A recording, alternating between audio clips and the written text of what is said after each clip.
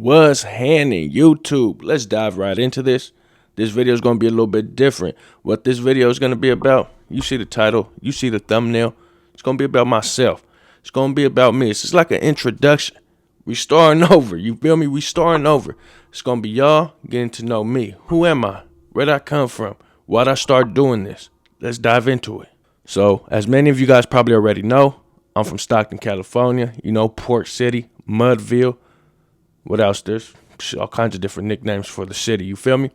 But yeah, born and raised, Stockton, California. Man, I done lived in every ghetto in Stockton for real. From townhomes, fofos, shout out to townhomes, Bianchi, right there, Calandria, Lewis Park, right there, Doré Court, all the way out east to the southeast, the Sierra Vista. That's the projects for those that don't know. And that's where I kind of grew up at. You feel me? We're going to take it all the way back, y'all. We're going to take it all the way back. And I'm going to dive into this, you know what I'm saying? Because I know a lot of y'all subscribed. A lot of y'all been following me from, you feel me, way back. Oh, yeah, and a lot of y'all has been asking since I did the face reveal, what do you guys call me? What do you guys refer to me as? What's my name? You feel me? What do the streets call me? I go by Boss Man Nap. That's my name. If y'all know me on the streets, there's a lot of people on here that know me. There's a lot of people on here that know me from the streets, from school, from work, from prison, from jail, juvenile hall, group homes. You know, that's the power of social media. There's people that I met years ago in little old group homes that are now subscribed and we connected like that. You feel me? And so, yeah, that's the power of social media. There's people that are on here that subscribe that recognize my voice from me being in prison with them 5 years, like, you feel me, years and years ago when I was in the pen. And they like, man, I knew I recognized your voice from somewhere. I knew that was you. And so, yeah, I go by Boss Man Nap. That's what the streets know me as. That's what everyone calls me. That's what y'all can refer to me as well. Boss Man Nap. Now, growing up in South Stockton, what part of South Stockton? Well, South Stockton is broken up into three different sections, right? You got South Side, Southeast, and the Southwest. When I was a kid, we lived in the Sierra Vista housing projects. If y'all know about the Vista, then y'all know. It's a mixture. Historically, it was mostly brothers, right? You had the South Mob out there was the predominant gang. And the mob was doing their thing, you feel me? The mob was doing their thing for a lot of years, still are. But there's a lot of different other little cliques out there, and they branched off into make, you know, like Fly Boys is one of them. It's a branch of the mob. It's still the mob, though. But it's like a branch. Man, there's too much politics involved in there. We're not going to go down that rabbit hole. But yeah, it's the area I grew up in. I went to Nightingale Elementary School. Shout out to Crow Valley.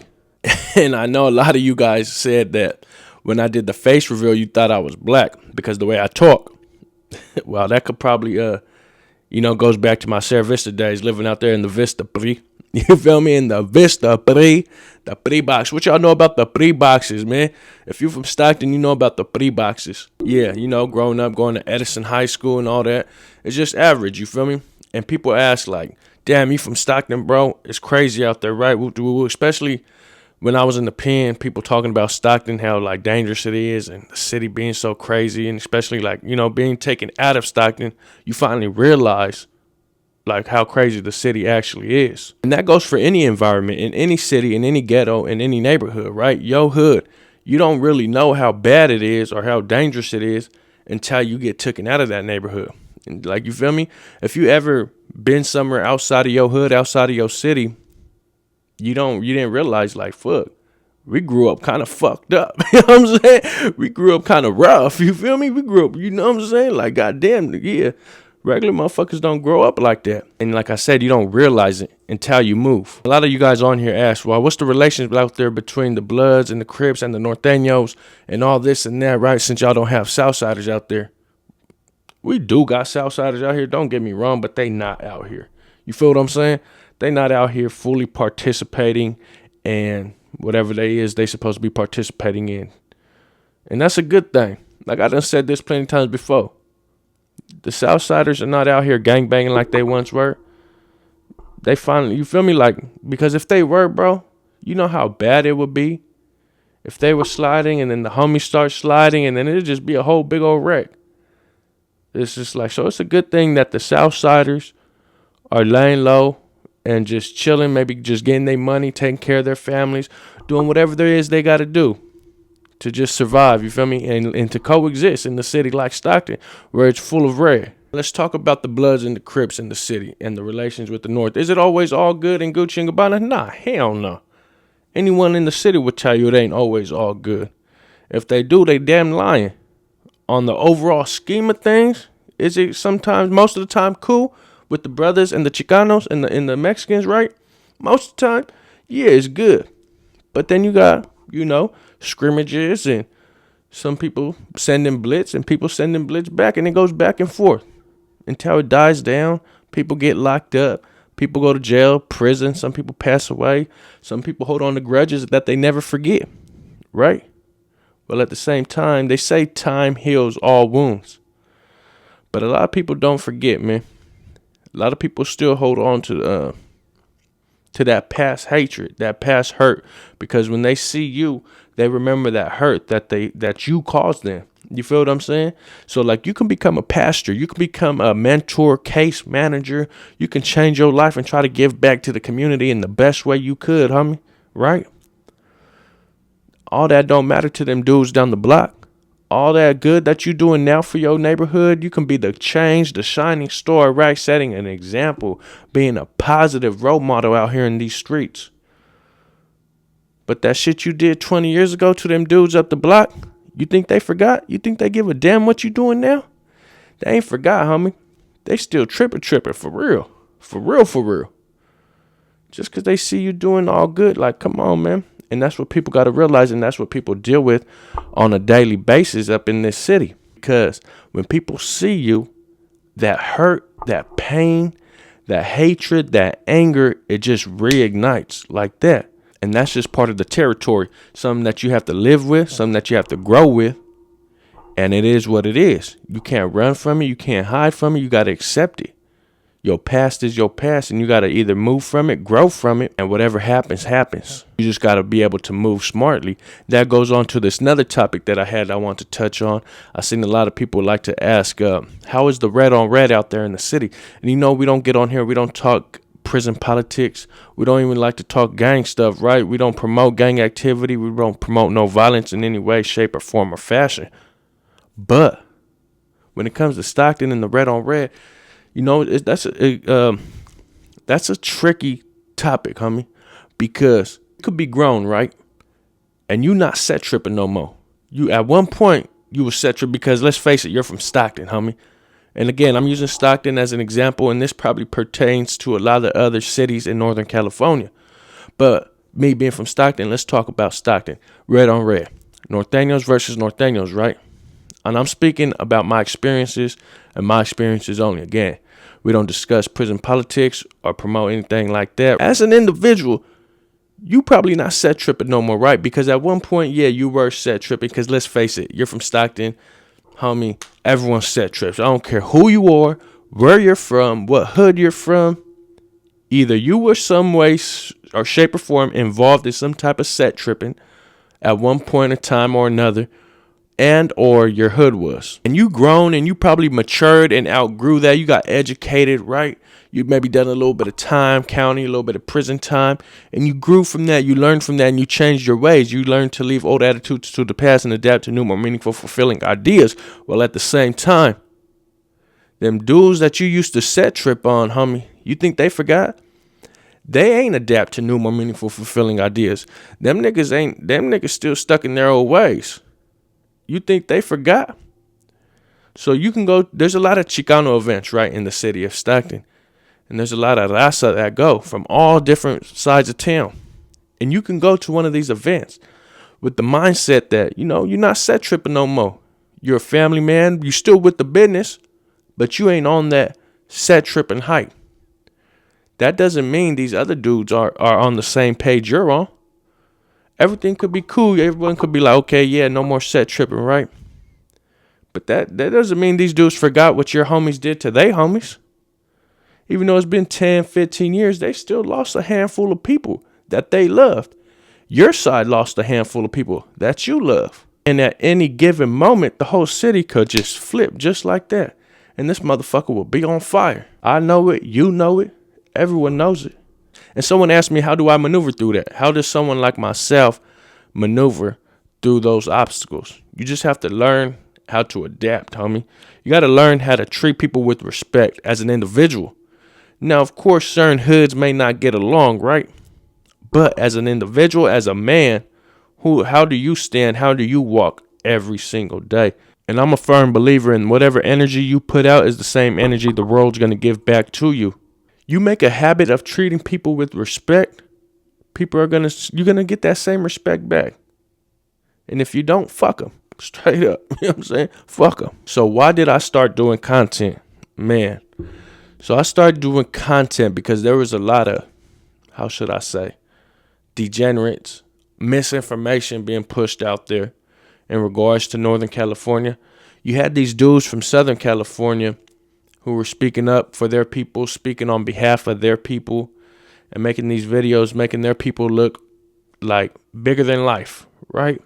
There's dudes from Southern California making their people look like super hardcore, and that's cool. At times, they get their gangsta on, and that's, it's respectable. But Northern California had no voice. The only people that were speaking for Northern California were these dudes who came out of nowhere on YouTube and decided to speak for Northern California, which in fact they had no right speaking for Northern California. They turned their card in a long time ago. They hung their cape up years ago. They put their boots away many, many decades ago. And we all knew that. And it was kind of irritating because at first these dudes on YouTube were speaking as if they were the man, right, from Northern California, like these were them dudes. And then when their cards got pulled and their jackets got revealed, they started being anti-Northern California. They started speaking down on what happens in Northern California and spreading poison, false information, and lies. That's what I didn't like, bro. All this poison and false information that these dudes were putting out there, it was irritating. I'm not going to lie. Because they were speaking down on some dudes that I walked them yards with. They were speaking down on some real good, solid individuals, homie. Not only that, they were speaking down on a cause that it's a beautiful struggle, homie. If you know the struggle is beautiful. And I'm not promoting nothing, bro. But since I lived that life and I walked it, I'm sharing with y'all my experiences. And that's why I decided to get on YouTube. Because I'm like, man, the homies shouldn't be watching these motherfuckers. And them dudes is over there doing their YouTube thing. They still are. And it is what it is, right? I ain't got nothing against them dudes. Got nothing against them at all. Because I don't pay them no attention, right? For the most part. The ones that like to talk down on the North. The ones that like to talk down on something they was once part of. And the only reason why they're talking down on the North or exposing the North for the bad that the North is because they're no longer part of it.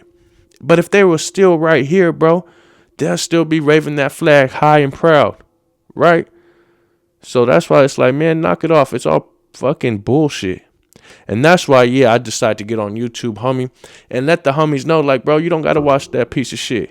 You come over here and fuck with the solid motherfuckers, you know what I'm saying? And I think myself was one of the first ones from Northern California to actually pop out on YouTube and give the homies, because my channel is like an opinion-based channel, like a reaction/opinion-based. I give commentary to what's happening in hip-hop, in street news media, right? Because it's kind of like street news.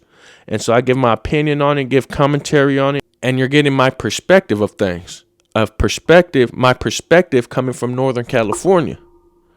And see, before me, there was really no one giving their perspective that was actually from Northern California that can still walk the main line, that can still walk general population. And I think that was very important, that we needed something like that. And no, we don't need, I'm not talking about putting all our business out there on YouTube and exposing it. Nah, hell no. Right? All that fucking shit, bro. That shit gets ignored. It's just like when you're in the hole. You pay that shit no mind, homie. You feel me? What I'm saying is just having a voice just for social media, for being on hip hop, bro. For being on media in general. We didn't have nobody. Now we do. Now we have a lot of people that have respectable voices here on YouTube in Northern California. You got Big Tone. You got BFD, No Paperwork Podcast, insane. You got the homies with Back to Rap Podcast, Northern Hispanic Zone. You got the Wegot Boys. There's numerous others out there. If I forgot to mention you, homie, my fault. Oh, we have Valley Boy Media. Shout out Valley Boy Media. How'd I forget the little homie? And it's not about, you know, this all red team and this and that. Nah, it's not about gang banging or none of that, homie. It's about having representation. So that's why I started YouTube. And where I'm at with it now, you guys see the channel, it's unliked. I want to start a brand. Not just a YouTube channel, but a brand. When you see the word unlike, when you read the word unliked anywhere in the world, in a magazine, in a text, in a book, in a newspaper, on TV, and subtitles, when you see the word unliked, I want you to think of this brand right here. That's the point of it. Check me out on Instagram. We're growing this thing to 5K. Hopefully we get it there by the end of the month. That's the goal. I appreciate everyone that's been rocking with me this far. Hey, this is just the beginning. We just starting over. But again, this is just the beginning. And, you know, we ain't stopping. We ain't stopping. New content and new videos every single day. Hit that like button. Hit that subscribe button. Hit that notification bell. You'll be notified every time I drop a video just like this one. My DMs are open. So if you guys want to tap in, let's collab. Let's work. Let's do some podcasts. Let's do some, man. Content creators, tap in. You're an artist, tap in. Let's do some, homie. Let's work. This 2026, we can only go up from here. We can't go backwards. I'm going to cut this video short right now because I got some shit to do. You feel me? But look, this is just a part one. There's going to be a part two because there's a lot of other shit I want to talk about. Not just myself, but just other topics I want to talk on that I seen that you guys were asking me in the comments. So I'm going to get to them, right? I'm going to get to them in a part two. Hit that like button. Hit that subscribe button. If there's anything you guys want to know, comment down below. I answer it in the other video. Till next time, I'm gone.